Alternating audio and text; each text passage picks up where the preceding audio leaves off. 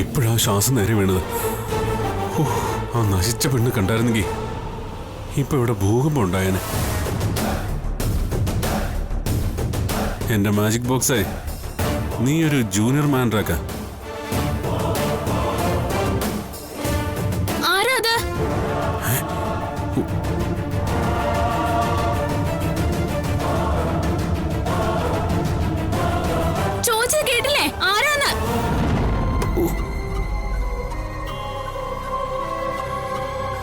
ഇതിനകത്ത് ആരോ കേറിയിട്ടുണ്ട്. വിശാൽ സാറിനെ വിളിക്കുന്ന തന്നെ നല്ലത്.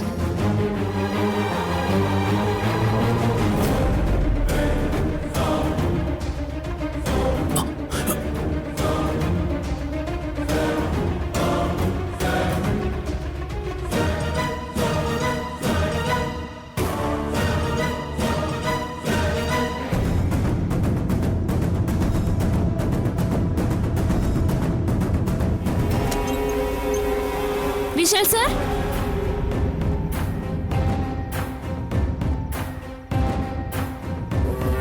അവള് പോയോ?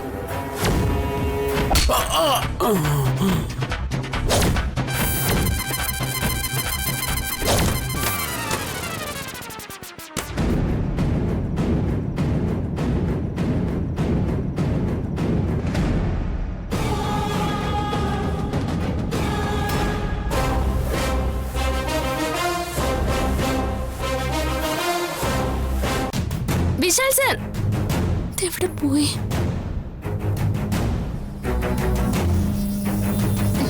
വിശാൽ സാർ,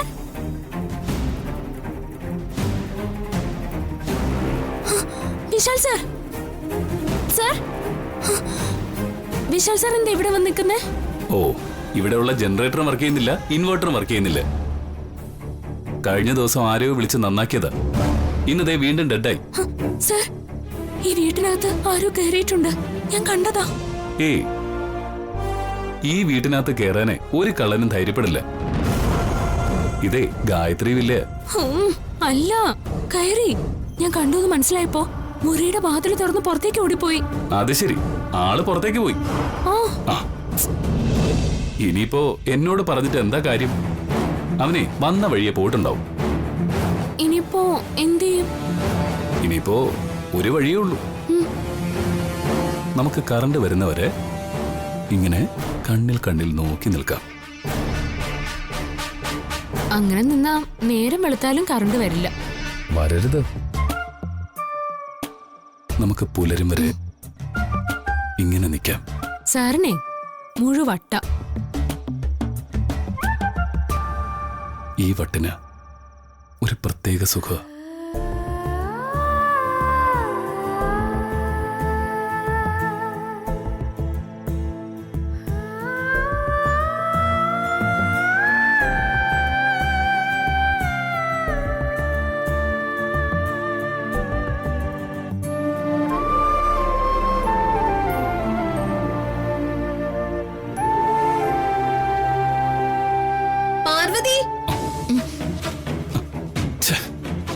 സ്വർഗത്തിലെ കട്ടുറുമ്പം വരുന്നുണ്ടവള്. ഈ കറണ്ട് പോയ സമയത്ത് മോൾക്ക് എന്താ ഇവിടെ കാര്യം?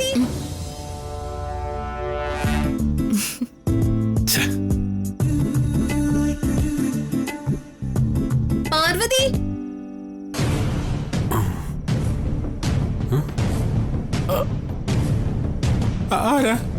ആരടാ? ചേച്ചി, ബോക്സ്, മാജിക് ബോക്സ് അവിടെ അതുകൊണ്ട് ചേച്ചി.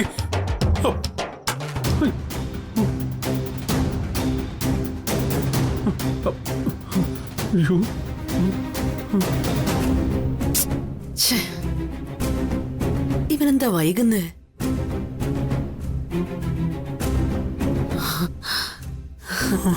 എന്താടാ, കിട്ടിയോ? ജസ്റ്റ് മിസ് ചേച്ചി, അല്ലെങ്കിൽ ആ മാജിക് ബോക്സ് ഞാൻ പൊക്കിയാന്. അപ്പൊ കിട്ടിയില്ലേ? നിന്നെ കൊണ്ട് ഒന്നിനും കൊള്ളില്ലാന്ന് നീ വീണ്ടും വീണ്ടും തെളിയിക്കുകയാണല്ലോ പ്രതാപ. ചേച്ചി, എനിക്ക് ഒരു ചാൻസ് കൊടുത്താ. തോറ്റു തോറ്റ് പരീക്ഷ എഴുതാൻ ഇതെന്താ 10ാം ക്ലാസ്സോ? അവനിനി ഒരു ചാൻസും കൂടെ വേണമെന്ന്. വെറുതെ വേഷം കെട്ടിയത് മിച്ചം. അവന്റെ ഒരു ഫാൻസി ഡ്രസ്. ചേച്ചി, മുത്തപ്പനാണ് സത്യം. ഞാൻ ആ മാജിക് ബോക്സ് പൊക്കിയിരിക്കും. ഇത് സത്യം സത്യം സത്യം. അയ്യോ, ഒന്ന് ഇറങ്ങി പോകാവോ പ്രതാപ? നിന്നെ കാണുമ്പോ എനിക്ക് ഭ്രാന്ത് പിടിക്കാം. അവന്റെ ഒരു സത്യവും മണ്ണാങ്കട്ടെ. നിന്നെ പറഞ്ഞു വിട്ട സമയത്ത് ആ അന്തനം പറഞ്ഞു വിട്ടിരുന്നെങ്കിലേ ഇപ്പൊ പുഷ്പം പോലെ കൊണ്ടുവന്നേനെ. ചേച്ചി ഒന്നും മിണ്ടായിരിക്കടാ, ബാക്കിയുള്ളവരും കൂടി കേൾപ്പിച്ചാ മതി. ഓഹോ, എന്റെ ആത്മാർത്ഥത ചോദ്യം ചെയ്ത സ്ഥിതിക്ക് ഇനി ഒരു നിമിഷം ഞാൻ ഇവിടെ നിൽക്കില്ല. ഞാൻ എന്റെ റൂമിൽ കാണും കേട്ടാ. ശ്ശോ, ഇവനെ കൊണ്ട് ഒന്നിനും പറ്റില്ലല്ലോ ദൈവമേ. ശ്ശേ, ഇനിയിപ്പോ എന്താ ചെയ്യാ?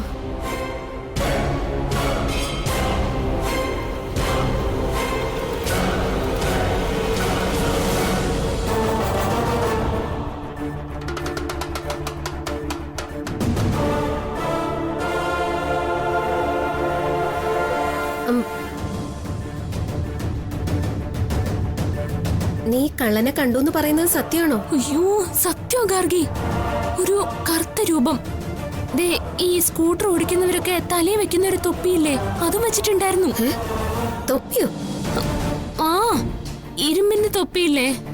ഹോ, അത് ഹെൽമെറ്റ്. ആ, ഒരു കാര്യം ചെയ്യാം, നമുക്ക് പുറത്തൊക്കെ ഒന്നുകൂടെ നോക്കാം. എന്തെങ്കിലും ഒരു തുമ്പ് കിട്ടാതിരിക്കില്ല.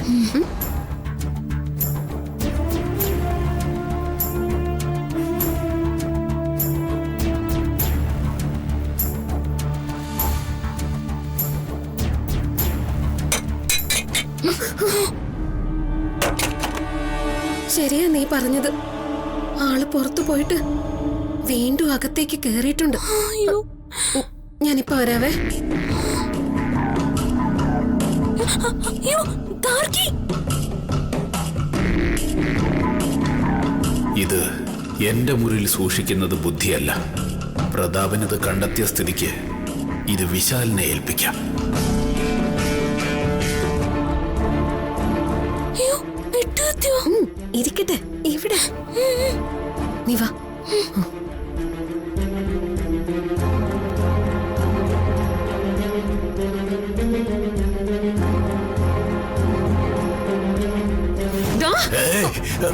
അയ്യോ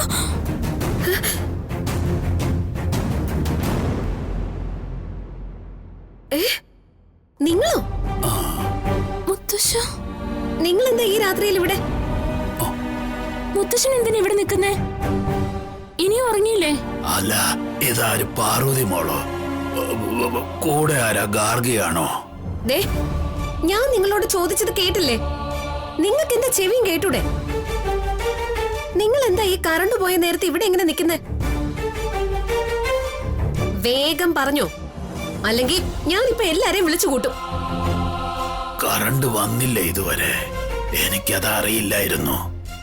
കറണ്ട് പോയ സമയത്ത്, അതും ഈ രാത്രിയിൽ നിങ്ങൾ എന്താ ഇവിടെ? ആദ്യം ഞാൻ ചോദിച്ച ചോദ്യത്തിന് നിങ്ങൾ മറുപടി പറയും, എന്നിട്ട് തീരുമാനിക്കാം നിങ്ങൾ ചോദിച്ച ചോദ്യത്തിന് ഞാൻ മറുപടി പറയണോ വേണ്ടയോ എന്ന്. എന്തോ ഒച്ച കേട്ട് വന്നതാ ഞാൻ. ആരോ വീഴുന്ന പോലെ തോന്നി. ആരാന്നുള്ള പാർവതി മോളുടെ വിളിയും കേട്ടു. ഈ ബോക്സ് എടുക്കാൻ കള്ളന്മാരാരെങ്കിലും വന്നതാണോന്ന് കരുതി ഞാൻ ഈ മാജിക് ബോക്സ് പാർവതിയുടെ കയ്യിൽ കൊടുക്കാൻ വരികയായിരുന്നു. ഇതെന്റെ മുറി ഇരുന്നാ ശരിയാവില്ല. അല്ല, ഇതെങ്ങനെ നിങ്ങളുടെ കയ്യിലെത്തി? അതൊക്കെ ഞാൻ പറയാം. ഞാൻ നടന്നു വരുമ്പോ കയ്യിൽ നിന്ന് വടിയും താഴെ വീണു. അത് തപ്പിയെടുക്കാൻ ഇത്തിരി താമസിച്ചു. മുത്തശ്ശ, ഇത് അവിടെ ഇരിക്കുവായിരുന്നില്ലേ? മുത്തശ്ശൻ എന്തിനാ ഇതെടുത്തോണ്ട് ഇങ്ങോട്ട് വന്നത്? നാളെ ഞാൻ മുത്തശ്ശന്റെ മുറിയിലേക്ക് വരുമ്പോ തന്നാ മതിയായിരുന്നല്ലോ. എന്തായാലും കൊണ്ടുവന്നല്ലേ, ഇങ്ങ് തന്നേക്കോ. ഇതാ മോളെ.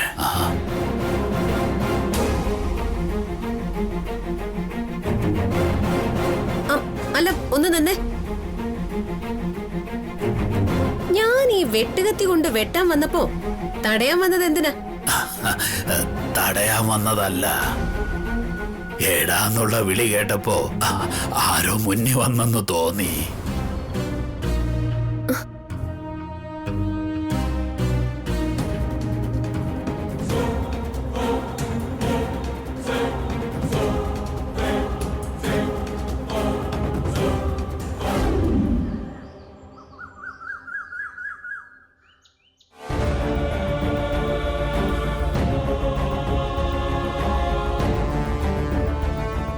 അപ്പ ഞാൻ എന്തായി കാണുന്നേ?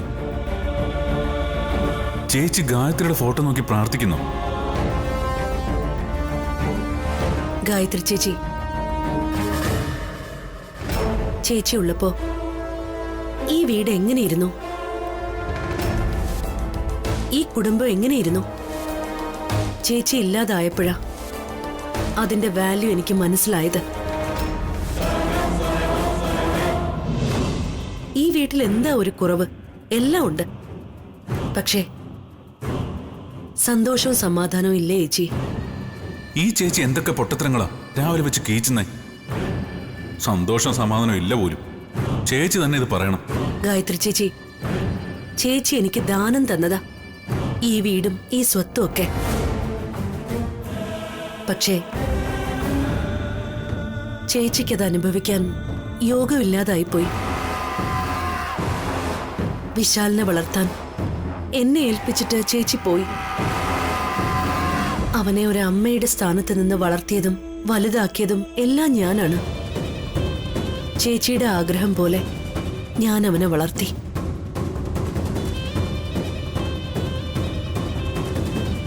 ഓ, ചുമ്മാതല്ല ചേച്ചിയുടെ ഈ ഹെവി പെർഫോമൻസ്. ഇപ്പോഴുള്ള സംഗതിയുടെ ഗുട്ടൻസ് മനസ്സിലായത്. വിശാലിനെ വളയ്ക്കാനുള്ള സൂത്രമായിരുന്നു. എനിക്ക് ചേച്ചിയുടെ ദർശനം ലഭിക്കാൻ ഭാഗ്യമില്ലല്ലോ. പാർവതിക്ക് മാത്രമല്ലേ ചേച്ചി ദർശനം നൽകൂ. എന്റെ ദുഃഖവും സന്തോഷവും എനിക്ക് ഈ ഫോട്ടോ നോക്കിയല്ലേ പറയാൻ പറ്റൂ. എനിക്ക് ഇങ്ങനെയല്ലേ ഇത് ഷെയർ ചെയ്യാൻ പറ്റൂ. അമ്മയെ കാണാനുള്ള ഭാഗ്യം പാർവതിക്ക് മാത്രമേ ഉള്ളൂ. ഞാനും ആദ്യമൊന്നും അത് വിശ്വസിച്ചില്ല. അവള് കള്ളം പറയുന്നതായിട്ടാണ് ഞാൻ കരുതിയത്. ഇപ്പോ ഞാനും പാർവതിയെ വിശ്വസിച്ചു തുടങ്ങി. പാർവതി എന്റെ അമ്മയെ കാണുന്ന പോലെ ഒരു പ്രാവശ്യമെങ്കിലും എനിക്ക് എന്റെ അമ്മയെ കാണാൻ ഞാൻ വല്ലാതെ കൊതിക്കുന്നുണ്ട്. പക്ഷേ എനിക്കതിനുള്ള ഭാഗ്യമില്ലാതായി പോയി. പാർവതിക്ക് മാത്രമല്ല മോനെ, ഞാനും ഇന്നലെ ഗായത്രി ചേച്ചിയെ സ്വപ്നം കണ്ടു. ഓ, അതൊരു വല്ലാത്ത സ്വപ്നവുമായിരുന്നു മോനെ. ചുമ്മാതല്ല, കൊച്ചു എളുപ്പം കാലത്ത് തന്നെ ചേച്ചിയുടെ സ്റ്റൈൽ ആൻഡ് പെർഫോമൻസ്. അങ്ങനെ വഴിക്ക് വാ. ഇപ്പോഴല്ലേ എനിക്ക് റൂട്ട് ക്ലിയർ ആയത്. എന്താ പറഞ്ഞേ? അമ്മയെ സ്വപ്നം കണ്ടെന്നോ? എനിക്കത് വിശ്വസിക്കാൻ കഴിയുന്നില്ല. അതെ മോനെ, അത് പറയാൻ വേണ്ടിയാ ഞാൻ നിന്നോട് താഴേക്ക് വരാൻ പറഞ്ഞത്. ഇന്ന് മോന്റെ അമ്മയുടെ ആണ്ടുകൂടിയാണ്. അതായിരിക്കാം എനിക്ക് ചേച്ചി സ്വപ്നദർശനം തന്നത്. സ്വപ്നത്തിൽ വന്ന് ചേച്ചിയോട് പറഞ്ഞത് എന്താണെന്നറിയാമോ? എന്റെ മോൻ വിശാൽ സുഖമായിട്ടിരിക്കുന്നു എന്ന്. അസുഖമായിട്ട് കിടക്കുന്ന ഗോപിയേട്ടനെ കുറിച്ച് പോലും എന്നോടൊന്നും ചോദിച്ചില്ല. മോനെ, നിന്നെപ്പറ്റി മാത്രമേ എന്നോട് ചോദിച്ചുള്ളൂ. അതിനർത്ഥം എന്താ? ചേച്ചിക്ക് മോനെ അത്രയ്ക്ക് ഇഷ്ടമാണെന്നല്ലേ?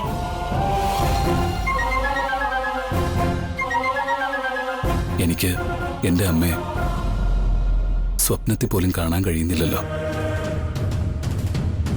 അതിന് മാത്രം ഞാൻ എന്ത് പാപം ചെയ്തു? മോനെ, നീയും കാണേണ്ടതാണ്. പക്ഷേ എന്തുകൊണ്ട് ദർശനം കിട്ടുന്നില്ല? അതിന്റെ അർത്ഥം എന്തോ തടസ്സമുണ്ടെന്നല്ലേ?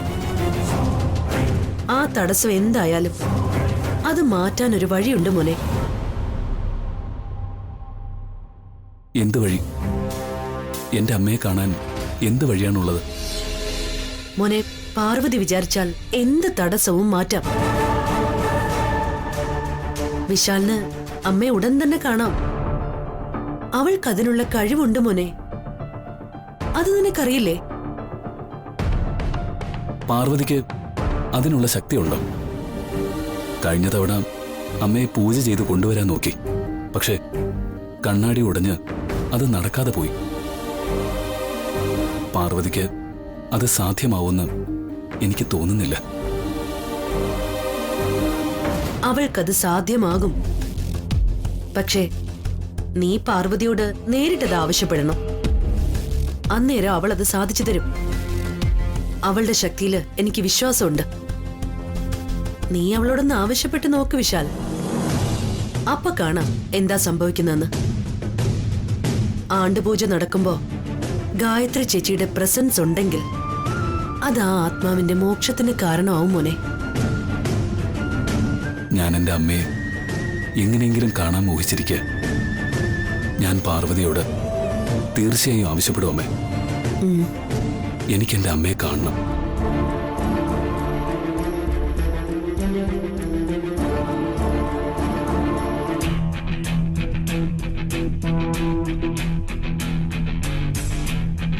ചേച്ചി ആക്ടിങ് സൂപ്പർ. ഓ എന്താ സ്റ്റോറി ടെല്ലിംഗ്, ട്വിസ്റ്റിന്മേൽ ട്വിസ്റ്റ് ആണല്ലോ. ചേച്ചി സിനിമയ്ക്ക് ഒരു സ്ക്രിപ്റ്റ് എഴുതി അത് സൂപ്പർ ഹിറ്റ് ആയിരിക്കും, അതിലൊരു സംശയം വേണ്ട. പക്ഷേ ആത്മാവിനെ വരുത്തുന്നത് ഗായത്രി ഈ ഭൂമിയിൽ നിന്ന് തന്നെ തുടച്ചു നീക്കിയത് ഞാൻ. വിശാലിന് അമ്മ ഇല്ലാതാക്കിയത് ഞാൻ. അവനെ കൊണ്ട് എന്നെ അമ്മയെന്ന് വിളിപ്പിച്ചത് ഞാൻ.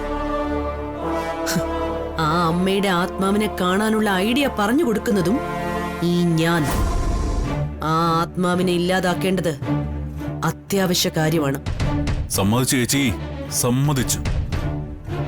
ദേ ചേച്ചിയുടെ ബ്രദറായിട്ട് ജനിച്ചതിൽ എനിക്ക് അഭിമാനം തോന്നുന്നു. പക്ഷേ ഒരു കാര്യമുണ്ട് പ്രതാപ. ആ പാർവതി ഈ വീട്ടിൽ വന്ന് കാല് കുത്തിയത് മുതൽ നമുക്ക് ശനിദശയാ. നമുക്ക് വിശാൽ വഴി അവളെ ഇവിടുന്ന് തുരത്തണം. അവൾ ഇവിടുന്ന് പോയാലേ ഞാൻ ആഗ്രഹിക്കുന്ന തരത്തിലുള്ള സ്വാതന്ത്ര്യം എനിക്ക് ഇവിടെ നിന്ന് അനുഭവിക്കാൻ പറ്റൂ.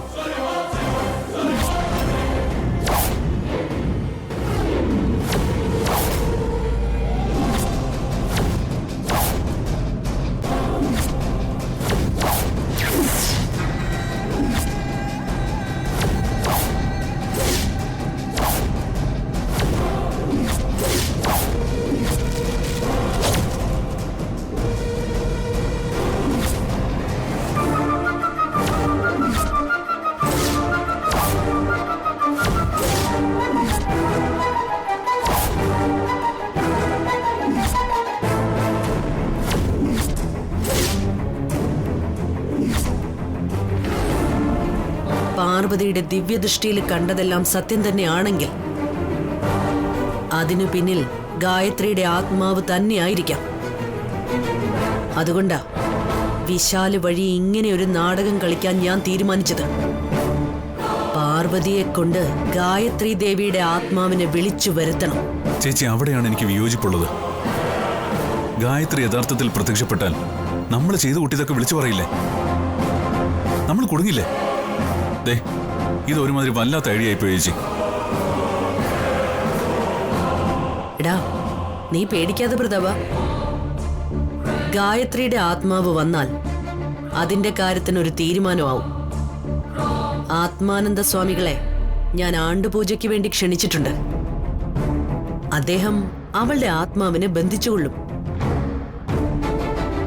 പിന്നെ പാർവതിക്ക് ഗായത്രി ദേവിയുടെ ആത്മാവിനെ കാണണമെങ്കിൽ നമ്മളോട് പെർമിഷൻ ചോദിക്കണം. ഓ ഇപ്പോഴെനിക്ക് മനസ്സമാധാനമായത്. അപ്പൊ ചേച്ചിയോട് കളിച്ചാൽ മനുഷ്യനെ മാത്രമല്ല ആത്മാവിനെ പോലും കളി പഠിപ്പിക്കും. അതോടെ വിശാൽ പഴയ പോലെ ചേച്ചിയുടെ പിന്നാലെ വാലാട്ടി വരും. ഈ വീട് നമ്മൾ ഭരിക്കും. ചേച്ചി റാണി, ഞാൻ മന്ത്രി.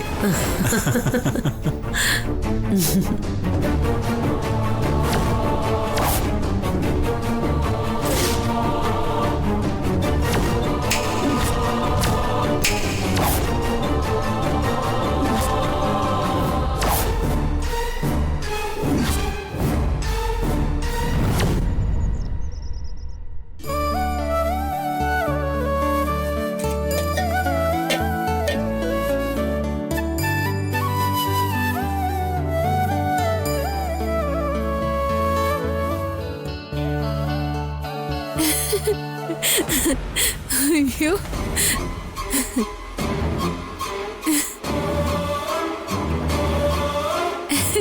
ജാസ്മിൻ, പൂജ ചെയ്യുന്നിടത്ത് ചെരുപ്പിട്ടോണ്ട് വരല്ലേ,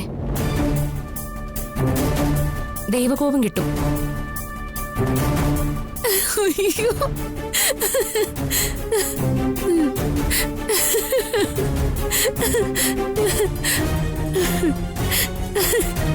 ജാസ്മിൻ, ഞാൻ പറയുന്ന വല്ലതും നീ കേൾക്കുന്നുണ്ടോ? ചെരുപ്പിട്ടോണ്ട് ഇവിടെ നിൽക്കരുത്. നീ പോയി ചെരുപ്പ് വെളിയിൽ കൊണ്ടിട്ടിട്ട് വാ. എന്നോട് ആജ്ഞാപിക്കാൻ മാത്രം നീ ആരടി? എന്നോട് ചെരുപ്പ് പുറത്തു കൊണ്ടുപോയി ഇടാൻ പറയാൻ നീ ആരടി? എനിക്ക് സൗകര്യമില്ല. നീ എന്ത് ചെയ്യും? ഞാൻ ആജ്ഞാപിച്ചതല്ല, അപേക്ഷിച്ചതാ. ജാസ്മിൻ അത് മനസ്സിലാവാത്തത് എന്റെ തെറ്റല്ല. നീ ഇനി എന്ത് ന്യായം പറഞ്ഞാലും ശരി, പൂജ ചെയ്യുന്ന സ്ഥലത്ത് ഇങ്ങനെ ചെരുപ്പിട്ടോണ്ട് നിൽക്കാൻ പാടില്ല. ഞാൻ അതിന് സമ്മതിക്കില്ല. ദേ, വെറുതെ എന്നെ കൊണ്ട് അരുതാത്തത് ചെയ്യിപ്പിക്കല്ലേ ജാസ്മിൻ. എങ്ങനെ എങ്ങനെ എങ്ങനെ നീ എന്നെ തല്ലൂ? എങ്കി അതൊന്ന് കാണണല്ലോ. തല്ലടി.